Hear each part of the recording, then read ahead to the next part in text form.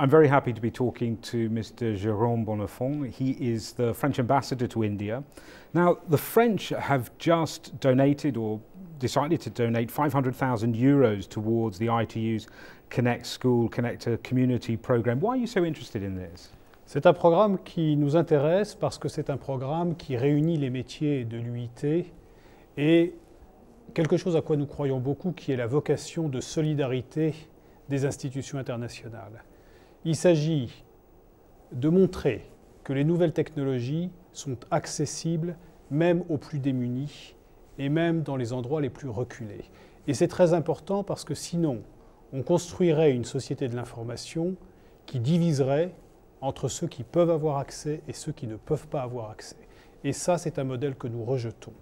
Et nous pensons que des programmes de ce type sont des programmes qui peuvent démontrer qu'avec des moyens financiers très raisonnables, on peut immédiatement construire un système efficace de connexion des écoles en Afrique subsaharienne en particulier, qui vont à la fois permettre aux enfants de s'initier immédiatement aux nouvelles technologies, donc d'être à parité avec leur génération, et aux communautés elles-mêmes de comprendre que, au fond, les nouvelles technologies, ce n'est pas très compliqué, c'est une question d'accès, ce n'est pas une question de savoir, en quelque sorte.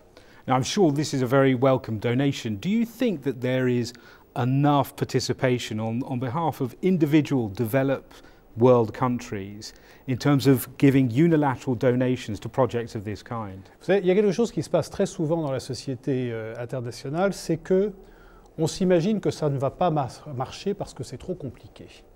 Et donc, avec ce genre de projet pilote, nous croyons que nous allons pouvoir démontrer qu'à partir du moment où un enfant a un ordinateur connecté entre les mains, il est un citoyen de la société de l'information immédiatement et à part entière. Et nous pensons que le succès de programmes pilotes de ce genre va donner des idées aux régions, aux organisations, aux États, aux sociétés, qui du coup seront intéressés parce qu'elles se diront, au fond, puisqu'on a réussi là, on peut le réussir partout. Are there any limits on the donations? The French, I know, are very interested in la francophonie in France. Oui. Is there any limit on, for example, will you be happy to give money to anglophone countries as well? Vous savez, ce n'est pas notre seul programme. Nous avons des programmes bilatéraux aussi qui sont un peu du même type, qui cherchent à construire le développement des nouvelles technologies dans des sociétés de pays en développement qui ne sont pas nécessairement tous francophones. Donc nous n'avons pas de limite. Simplement, comme c'est l'UIT et qu'il y a une grande tradition francophone à l'UIT, nous avons dit au secrétaire général de l'UIT et à son directeur du développement, eh bien, présentez-nous des projets qui soient plutôt en Afrique subsaharienne francophone, de façon à ce que là où c'est un peu notre zone traditionnelle de coopération, nous puissions être plus efficaces plus vite. Okay, and just finally, it's taken as an article of faith that ICTs will naturally bring development. Are you completely happy that there is this necessary connection between ICTs and development? Je vous citerai volontiers, moi je suis ambassadeur en Inde, donc je regarde beaucoup ce qui se passe en Inde. Il est extraordinaire de voir à quel point dans ce pays, en quelques années, des plus riches aux plus pauvres, tout le monde a eu un téléphone portable, tout le monde a compris comment ça marche.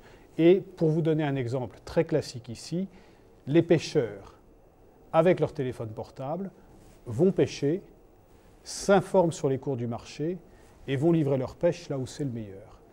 Les fermiers se connectent sur Internet pour connaître la météo et pouvoir choisir le moment des récoltes, le moment des semailles en fonction des anticipations météo.